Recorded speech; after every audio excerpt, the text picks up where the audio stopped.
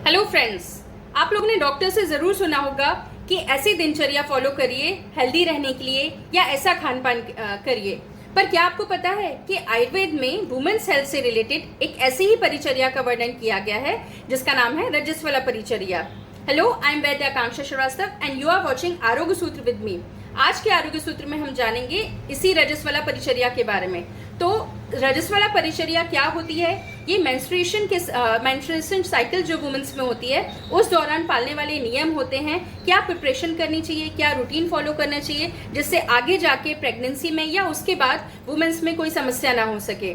तो इस दौरान आपको दिन में सोना ये अवॉइड करना चाहिए क्योंकि इससे शरीर में कफ की वृद्धि होती है और आगे आके वुमेन्स के जो फ्लो होता है उसमें क्लॉट्स या इस तरीके की समस्या उत्पन्न हो सकती है। इसके अलावा जब भी आप नहाते हैं उस समय सिर से स्नान नहीं करना चाहिए और बल्कि साफ सफाई का ध्यान रखना चाहिए। समय समय पर सैनिटरी नैपकिन या जो भी आप उपयोग करते हैं उसका समय समय उसको चेंज करना चाहिए। इसके अलावा खाने पीने का विशेष रूप से ध्यान देना चाहिए। इस समय हैवी टू डाइजेस्ट फूड जैसे पनीर है, मशरूम है, नॉनवेज है, सोयाबीन है, इस तरीके के जो बहुत हैवी फूड होते हैं इसका सेवन नहीं करना चाहिए क्योंकि अगर आप हैवी टू डाइजेस्ट फूड लेंगे तो उतनी ही समस्या आपकी कहीं ना कहीं फ्लो पे या आगे मेंस्ट्रुएशन साइकिल पर हो सकती है और इवन पेन भी ये क्रिएट कर सकते हैं। इसलिए लाइट फूड आप मिल्क ले सकते हैं, यौ से बने, जव से बने ऐसे कोई भी पदार्थ ले सकते हैं जिससे कि आपकी बॉडी में रुक्षता रहे। क्योंकि आप लोग ने जरूर सुना होगा अपनी दादी या नानी से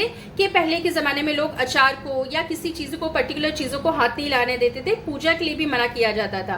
परंतु इन सबका रीजन ये होता है क्योंकि हमारे शरीर में उस समय इम्प्योरिटी जो वुमेन्स में होती है वो इम्प्योर ब्लड शरीर से बाहर निकलता है और जब वो इम्प्योर ब्लड शरीर से बाहर निकलता है तो जब भी हम किसी चीज को उसको हम स्पर्श करते हैं तो उस पर उसका इफेक्ट दिखता है, जैसे कि फूल का मुरझाना या अचार का खराब होना। तो ये सारी चीजें कहीं ना कहीं ये बतलाती हैं कि आपके शरीर से टॉक्सिन्स बाहर निकल रहे हैं, तो इसलिए आपको इसका ध्यान रखना चाहिए। इसके अलावा बहुत ज्यादा मानसिक तनाव आपको नहीं लेना चाहिए, जैसे कि बहुत ज्यादा गुस्सा करना, शोक करना, रोना, इस तरीके के कोई भी आपको क्रियाएं नहीं करनी चाहिए क्योंकि इससे आगे चल के आपके मेंस्ट्रुअल फ्लो पे इफेक्ट पड़ सकता है।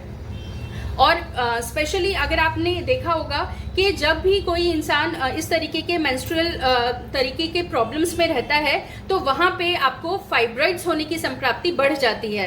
जब बहुत ज्यादा तान तनाव, अगर आपने एड्स में देखा होगा कि बहुत ज्यादा खेल कूद या स्पोर्ट्स खेलते हुए दिखाया जाता है, पर प्लीज डोंट फॉलो दिस क्योंकि अगर हम ऐसा करते हैं उस समय आपका गर्भाशय में व्रण है यानी जख्म हुआ है, वहां से ब्लीडिंग हो रही है, तो इस समय आपका गर्भाशय के लिए आपको जरूरी है कि आप प्रॉपर रेस्ट लें। रेस्ट का मतलब सोना नहीं होता है, इसको आपको जरूर ध्यान देना है। तो प्रॉपर रेस्ट से ये सारी चीजें आगे जाके कॉम्प्लिकेशन नहीं बनती है, तो आगे जाके सिस्ट होना, फाइब्रॉइड होना, पीसीओज होना, इस तरीके की समस्या नहीं वुमेन्स में दिखती है।